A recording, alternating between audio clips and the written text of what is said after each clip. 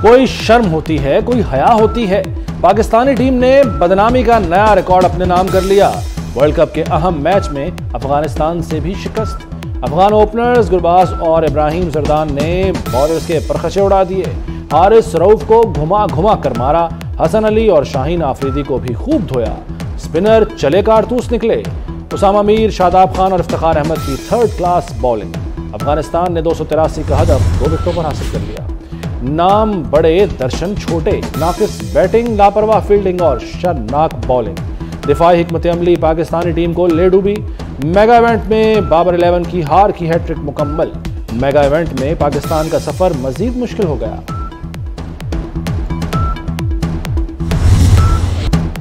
पाकिस्तान की बदतरीन शिकस्त पर शायकीन फट पड़े। गुस्से से भरे क्रिकेट लवर्स ने कहा, जिन्हें हमने खेलना सिखाया वो आज हमें सिखा रहे हैं। बैटर्स और बॉलर्स मुकम्मल नाकाम रहे। हार के पोस्टमार्टम पर लहजा जज्बाती और तल्ख हो गया। शायकीन का टीम में बड़ी तब्दीलियों का मुतालबा।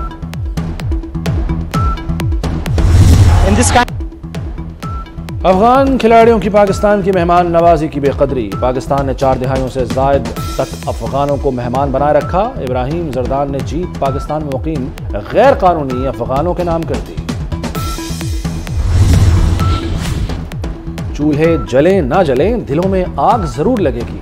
गैस सार्फिन पर 395 अरब रुपए का इजाफी बोझ डालने का फैसला हो गया। गैस टैरिफ में 200% तक इजाफे की मंजूरी दे दी गई। इक़्तिसादी राब्ता कमेटी ने गैस की कीमतों में इजाफे की समरी मंजूर कर ली।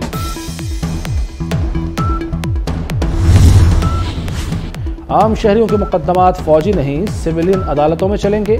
सुप्रीम कोर्ट का 9 और 10 मई के केसेस वापस सिविलियन अदालतों को भेजने का हुक्म। फौजी अदालतों में सिविलियन के खिलाफ चलाया गया ट्रायल कलअदम करार दे दिया। 5 रुकनी बेंच के सरबराह जस्टिस एजाजुल हसन ने मुख्तसर फैसला पढ़कर सुनाया।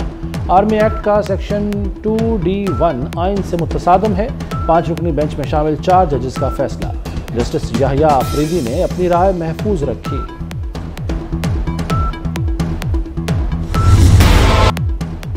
साइफर केस में चेयरमैन पीटीआई पर फर्द जुर्म आयद। शाह महमूद कुरैशी पर भी चार्जशीट। दोनों मुल्जिमों ने सेहत जुर्म से इनकार कर दिया।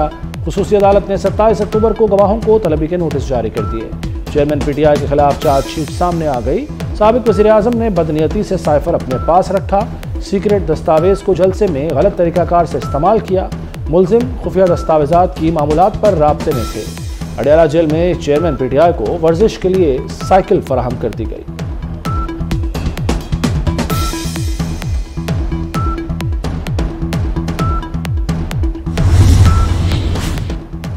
नब्बे दिन में इलेक्शन मुमकिन नहीं, वो बात बताएं जो मुमकिन हो। सदर ने इंतखाबात की तारीख नहीं दी तो हम क्या करें? एक सवाल यह है कि इलेक्शन का ऐलान कौन कर सकता है। दूसरा सवाल, क्या इस वक्त 90 रोज में इलेक्शन हो सकते हैं? आम इंतखाबात केस में चीफ जस्टिस काजी फायज ईसा के रिमार्क्स। जस्टिस अथर मिनल्ला ने कहा कि इंतखाबात के लिए मर्दमशुमारी आईनी जरूरत है तो इंतखाबात का अल्तवा समझ में आता है। समाअत 2 नवंबर तक मुलतवी कर दी गई।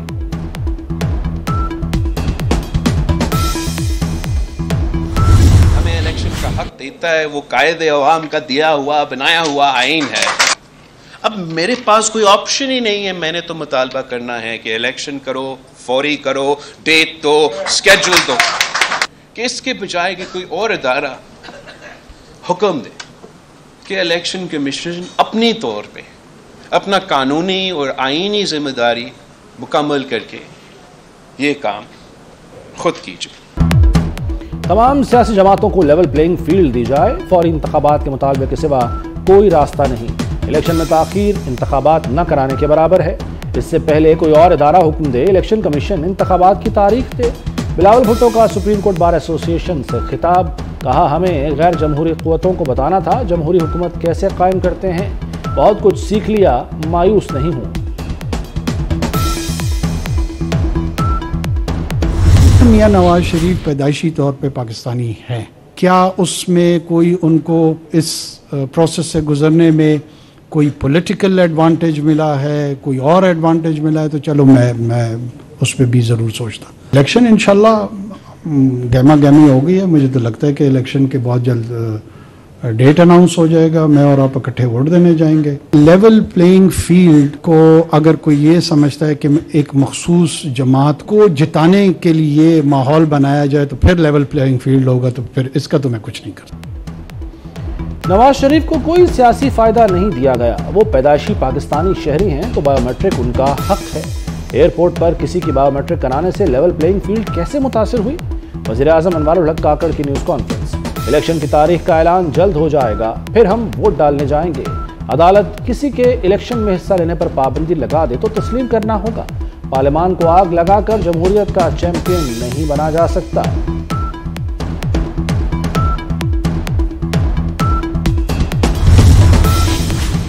मियां नवाज शरीफ का साबिक वज़ीर आज़म का प्रोटोकॉल बहाल, लाहौर से मरी चले गए। नवाज शरीफ की सजा के खिलाफ अपीलें बहाल करने की इस्तदा, इस्लामाबाद हाई कोर्ट में अपीलों पर समाअत होगी।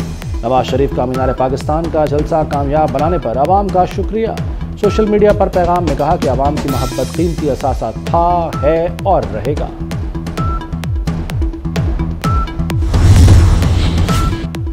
तालीम ऑप्शन नहीं बल्कि ज़रूरत है। तलबा अपनी ज़हनी सलाहियतों के जरिए मुल्क को दरपेश चैलेंजेस का हल तलाश करें।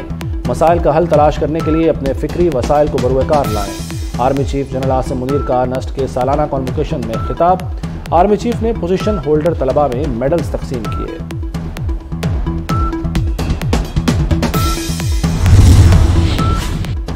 नीलगू आसमान, खुली फजा, साफ सुथरी हवा। वज़ीर आला पंजाब ने एक और महाज संभाल लिया। धुआं छोड़ने वाली गाड़ियां बंद करने का हुक्म।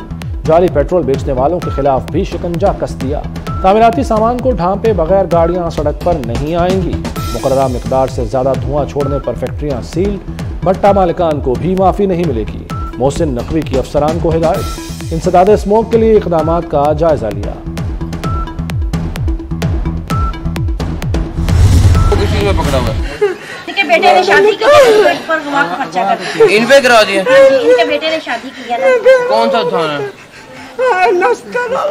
लाहौर में। जी इनका डिटेल लेके को चेक करो। माँ जी बेफिक्र। अम्मा जी वादा करता हूँ इंसाफ दिलाऊंगा, आपके केस का दोबारा जायजा लिया जाएगा। मोहसिन नकवी का कोट लखपत जेल में कैदी बुजुर्ग खातून को दिलासा। बसारत की कमी का शिकार कैदी के मुफ्त इलाज का ऐलान। वज़ीर आला अचानक जेल पहुंचे, अमले को कानों कान खबर न हुई। कैदियों के मसाइल सुने। बैरक नंबर 9 में होने वाली महफिल मिलाद में शिरकत। कैदियों के साथ मिलकर दुआ की।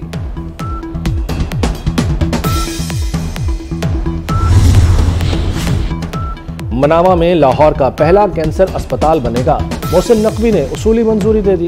कैंसर अस्पताल के लिए मुजवजा अराजी और इमारत का जायजा लिया। मशीनरी और आलात की फराहमी के लिए तख्मीने का भी कह दिया। वज़ीर आला कहते हैं कि पंजाब की 14 करोड़ आबादी के लिए एक भी सरकारी कैंसर अस्पताल नहीं। वज़ीर आला ने DHQ अस्पताल उकाड़ा का भी दौरा किया। मोहसिन नकवी को देखकर अस्पताल इंतजामिया की दौड़ें लग गईं। वज़ीर आला ने अस्पताल में मरीजों से मसाइल पूछे।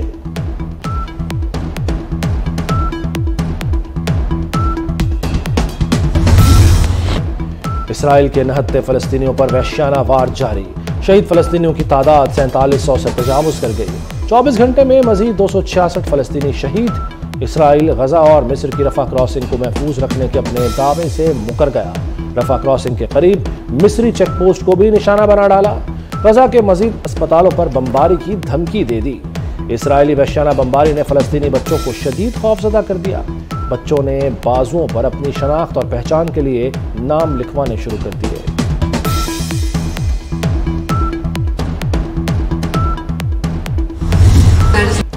और अदाकारा महविश हयात ने मजलूम फलस्तीनियों के लिए आवाज़ उठा दी। खामोशी उतनी ही खतरनाक है जितना जंग के लिए बोलना। माएँ अपने बच्चों को खो रही हैं, उनके दर्द की कोई हद नहीं। गजा में खुराक है न दवाएं, बच्चे गैर महफूज।